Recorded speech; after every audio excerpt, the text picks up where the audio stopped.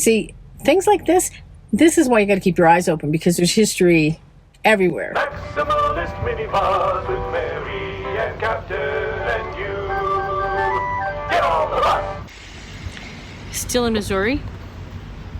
Still raining. But now I'm in a Flying J parking lot. I got here Saturday night and yeah, it was pouring. Again, it's Monday now. So why would I spend 2 nights in a truck stop instead of camping? Because the fuel filter light started coming on again, and the local mechanic I found to put in the new filter isn't open till 8 a.m. So I'm heading over there now. Okay, I'm at the place everybody said to go to. I was skeptical because it sounds from the name like it's like a Jiffy Lube type place. But the guy who works on the big rigs at Flying J said this is definitely the place to go, so here I am. My confidence is not high though, because the guy, the mechanic, just climbed under the bus to look at the fuel filter. When I told him it's under the hood, he said, well, there's one under here too. He's talking about the tiny little fuel filter for the diesel heater. It's like, it looks like one of those little bubble things you get, you know, when you buy a toy out of a gumball machine. It comes in like a plastic, yeah, that's what it looks like. He insisted though, and he talked to me like I was an idiot for thinking that the heating system, you know, he's thinking of the regular bus heater. He's telling me I'm an idiot for thinking that that would have a fuel filter. So I had to show him the diesel heater and explain to him how it works to convince him. So yeah, that's the guy that's going to replace the filter. I could probably do it myself, to tell you the truth, but I don't really have the confidence for that. I also don't really have the tools for that. So I'm just going to breathe and walk. That always helps. Are you going to drive, Captain? All right, let's go. Ready? There's this big dog here, and I was warned not to let him get near Captain, or let Captain get near him. So we're going to take our walk and let them do their thing with Cujo over here. It turns out that their parts place delivered the wrong filter, but it's company policy still not to use any parts supplied by the customer. So even though I have 3 of these filters set aside for just this problem, they still won't use mine. So it's going to take a little longer while we wait for them to get the right filter. Breathe. Walk. There's a bunch of old vehicles set out over here by the tracks, and Captain's doing his thing. I call him the tire inspector. If you run over something that's smelly or mushy or whatever, Captain is going to find it. He's fascinated by the places tires go. And there's Cujo looking at Captain. Okay, this is amazing. Right next to the mechanic shop, when I pulled in, I saw this. And I thought, oh, that's a cool house. Somebody gets to live there. I thought it was somebody's house, you know? But then I noticed it had a bell tower. And it's a little weird because one side of the building had these giant windows, and the other side had these really tiny little windows. And that seemed kind of strange. So I walked around the front, and there was a brown sign. And you know what that means. Yeah, Greene County Historic Site, North Star School, District number 69, 1881. So, of course, had to do a little quick Googling, and it wasn't easy to find. I just kept getting stuff about the current school district, but then I found it. Turns out this isn't the original location of the building. It was moved here in 1952. I'll get to that later, but back in its original day, it was one of 120 rural districts that were all around Greene County, and it dealt with grades 1 through 8, so that's about 70 students and 1 teacher. And the windows, I found an explanation for the windows.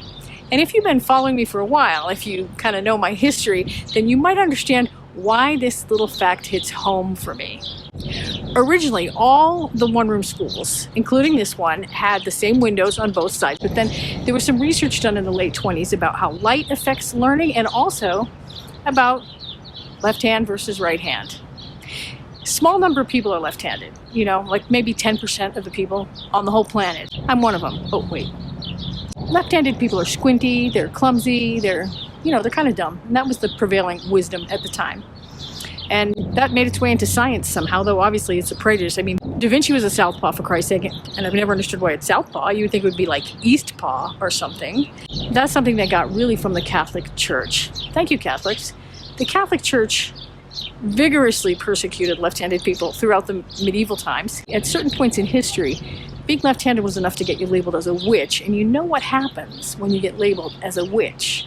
Or maybe you don't, because maybe you had 70 students and only one teacher in your history class. But anyway, it doesn't end well for the accused witch. When educators put this together, the right-handedness of most people and the way light should be coming in, they decided that right should be coming in over the right shoulder of students because lefties, well, they were weird, so why encourage them, right? So they figured, well, all the left-handed kids can just be taught to be right-handed anyway. That's when this school, along with most others, got a renovation that put big giant windows on the right and little tiny windows on the left. Big ones to let in all the light for all the righties, and little tiny ones to discourage anyone who was still thinking about writing with their left hand. There's another interesting thing about this schoolhouse, and I wish I could have gotten in to see, but I'm going by secondhand reports, not left-hand reports, secondhand reports, because I don't have any way to get in. There's a kitchen in there, and I'm not talking about a cafeteria. It's like an actual kitchen like you'd have in a house.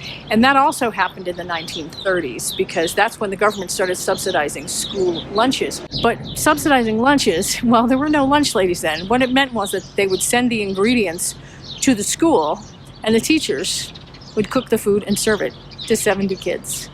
Because they didn't have enough to do, I guess. North Star School stayed open as a school until 1952, and by then, all the students had been absorbed into larger districts. But the building itself was sold to an organization called the Women's Progressive Farming Association, and they moved it here to Stratford to be their clubhouse. And their goals, as stated, were to improve rural life by making it more attractive, build better homes and schools, promote a more friendly relation between neighbors, discuss the various problems of rural life, and provide wholesome and instructive entertainment for farm boys and girls. Oh, and to foster all enterprises that will lead to higher and nobler things in life. Pretty lofty goals.